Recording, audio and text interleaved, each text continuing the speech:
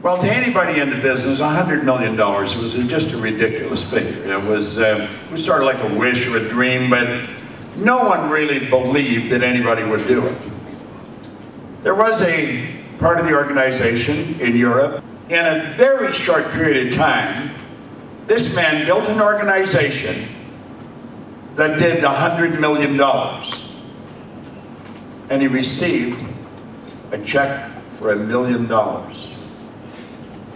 At the time, I think the company was about as shocked as the people were, because they really didn't believe anybody was going to ever do this, and no one has done it since. I had met this man very briefly. He had come to America, and he did what I have been teaching people to do for years, long before I had ever heard of him.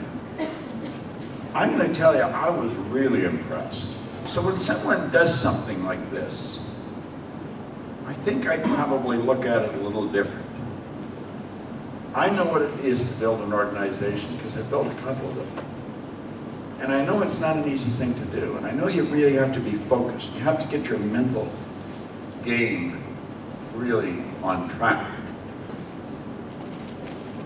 He asked me to write the foreword for his book. Quite frankly, I was flattered. Here's the book, The Basic Millionaire Spirit. See, that's where it's at. If you haven't got it inside, you're never going to get it outside. And he's got it inside. Now, I'm going to ask you to really open your mind and listen. He and I have been talking yesterday and then again very early this morning, and he's put together a pretty good lesson. He taught Gary and Paul and I a couple of things just with the one graphic that we were using. So I'm going to ask you to put your hands together and give a real warm welcome to Wolfgang Sonnenburg. All right? Give him a big hand.